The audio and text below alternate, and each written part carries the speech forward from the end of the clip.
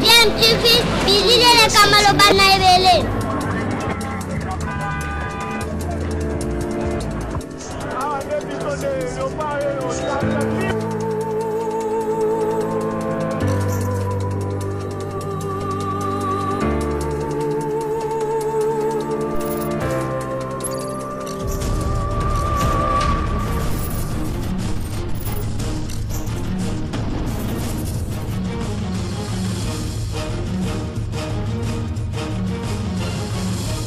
DMTV toujours en avant.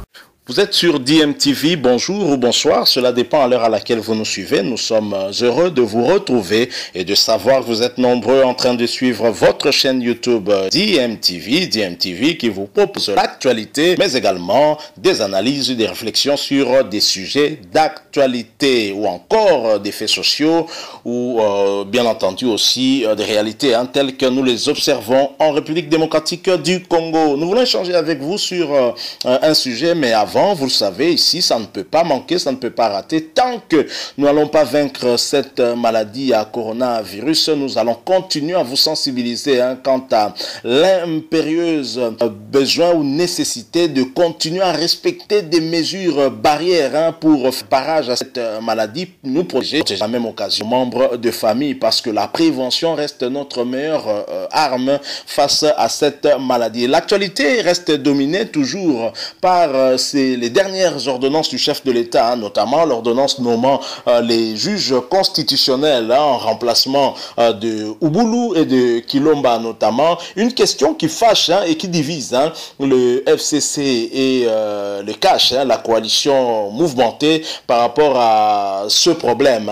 Et bien entendu, nous sommes toujours en train de vivre sur fond d'attaques personnelles, d'attaques entre lieutenants de Joseph Kabila et de Félix Tshisekedi. Et la dernière attaque qu'on a pu constater, c'est cette réaction de Kintenge Yezu au propos de Barnabé Kikabin Karoubi, qui disait en tout cas dans sa dernière tribune, qui appelait le chef d'État Félix Antoine Tshisekedi à rétro-pédaler, c'est-à-dire revenir sur ses ordonnances, sur son ordonnance en tout cas, notamment nommant les juges constitutionnels, parce que cette ordonnance est illégale et viole les lois de la République. Voilà ce qu'écrivait Barnabé Kikaya Bin Karoubi. Et ceci n'a pas échappé à l'un des lieutenants du chef de l'État, un des lieutenants forts,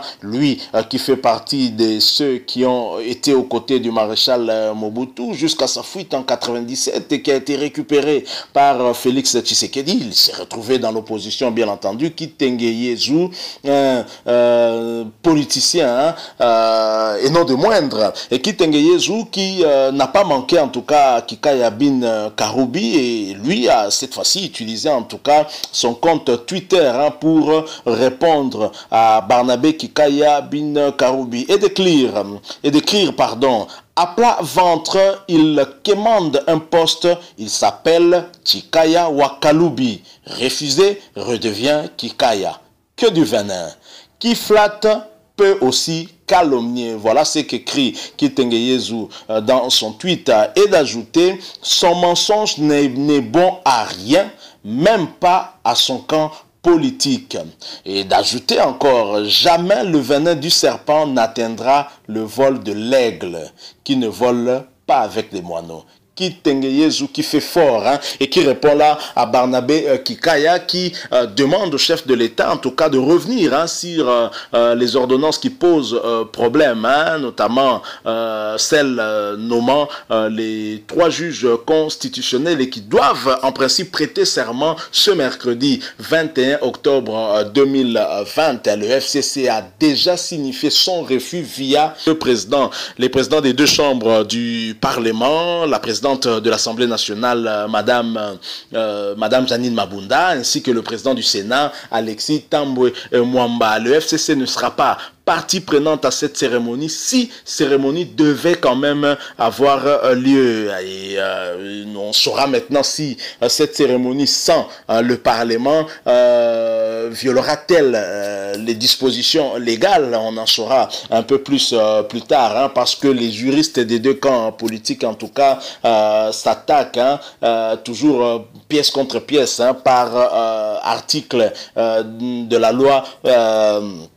Il s'attaque en tout cas, et à qui donner raison, nous sommes plutôt observateurs, nous allons attendre voir demain. Alors Kitengeyezou qui n'a pas manqué, je l'ai dit, hein, Barnabé Kikaya Bin Karoubi qui s'est attaqué aussi, on doit être clair, hein, à Félix Tshisekedi, traitant son ordonnance d'illégal, hein, et qu'il aurait violé les lois de la République démocratique du Congo. Voilà comment ce dernier lui répond. Alors cette coalition qui en fait est une coalition de fait, hein, des gens qui n'ont rien en commun, qui ont dû se mettre ensemble, et des problèmes qui apparaissent tous les jours, hein, et toujours le pays qui subit en tout cas les contre-coups de leurs disputes au sein de cette coalition.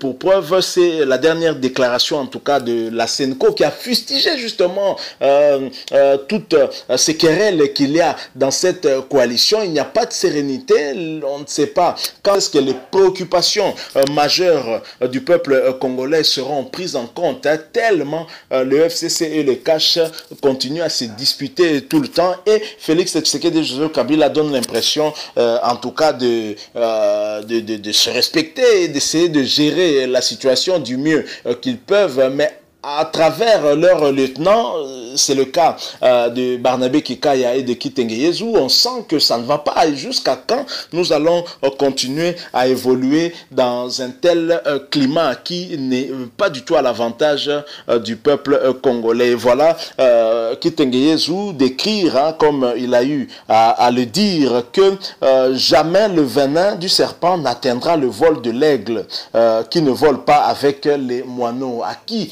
fait-il allusion?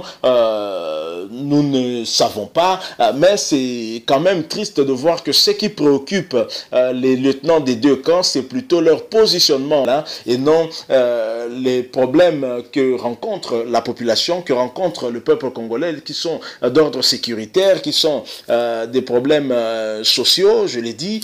Il y a insécurité, notamment à l'est du pays, qui continue à persister, et ici, et même dans la capitale, il y a des problèmes énormes, par exemple des problèmes d'électricité, des problèmes d'eau, des problèmes qui se posent, des problèmes même au niveau de la gratuité de l'enseignement. Vous savez que dans des écoles publiques et même des écoles conventionnées catholiques, il y a grève, les enfants sont restés à la maison ces 2 derniers jours, les enfants n'ont pas étudié, et tout cela, ce sont des problèmes dont le gouvernement doit prendre à bras le corps et les traiter, trouver des solutions. Mais non, on a 2 camps politiques qui se disputent à longueur de journée et qui finalement nous font passer le temps et ne voient plus que maintenant l'horizon 2023, alors que celui qui a été élu, il a été élu justement pour 5 ans pour apporter des solutions aux questions, aux problèmes que pose la nation congolaise. Et c'est vraiment dommage et c'est triste. Ils restent préoccupés, hein,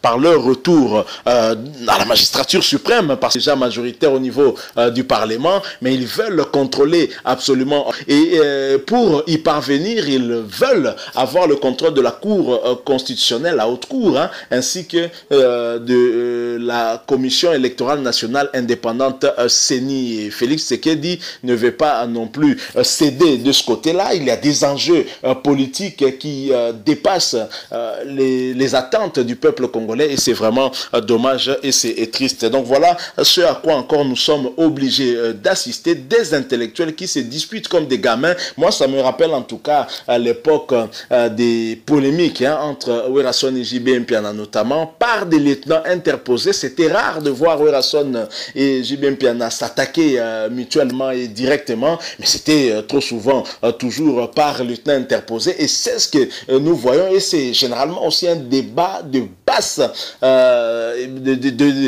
de basse classe, de bas étage que nous sommes en train de voir et qui ne va en rien résoudre les problèmes du peuple congolais. Est-ce qu'on minimise les problèmes que connaissent les Congolais de l'Est du pays? Je crois que c'est cela qui devait être notre plus grande préoccupation, un frein au développement de ce pays. Mais non, le FCC et les CAJ, qui sont plutôt en coalition, se disputent plutôt le contrôle de ces institutions qui vont permettre, en tout cas, au camp qui en aura le contrôle, certainement, de gagner les élections en 2023, parce que justement, on ne compte pas sur le choix du peuple, mais on compte sur la manipulation. On veut tricher, et voilà pourquoi on veut absolument avoir le contrôle de ces deux instruments très très importants. Voilà l'échange que nous avons voulu avoir avec vous en rapport avec cette réaction qu'a eu Kitenge par rapport à la dernière tribune de Kikaya Abin Karoubi, qui demandait au chef de l'État de faire un rétropédalage par rapport à ces ordonnances, en fait de les rapporter, comme a toujours demandé l'avocat des deux juges constitutionnels qui ont été nommés ailleurs, qui ont été promis et qui ont refusé de quitter la Cour constitutionnelle. Il s'agit de l'avocat Théodore Ngoy, qui a demandé au chef de l'État de rapporter ces ordonnances, mais non seulement le chef de l'État n'a pas rapporté ces ordonnances, mais il confirme la cérémonie de prestation des serments des nouveaux juges constitutionnels pour ce mercredi 21 octobre. Wait and see, comme disent les Britanniques. Nous allons voir comment les choses vont aller, mais en tout cas ça annonce, ça augure déjà d'une crise qui va persister entre les deux camps. Si vous avez aimé notre petite réflexion, laissez-nous un like, mais vous pouvez également réagir à travers des commentaires, mais surtout abonnez-vous à votre chaîne DMTV, cliquez également sur la petite cloche de notification, elle apparaîtra juste après que vous soyez abonné. Cette cloche de notification vous permettra de ne plus rien manquer des prochaines vidéos que nous mettrons ici pour vous. Encore une fois, à vous pour les quelques minutes que vous nous avez accordées. Nous espérons vous retrouver prochainement avec un autre sujet d'actualité, si Dieu nous prête vie. En attendant, prenez bien soin de vous en respectant des mesures barrières pour faire barrage à cette maladie à coronavirus. DMTV vous dit au revoir.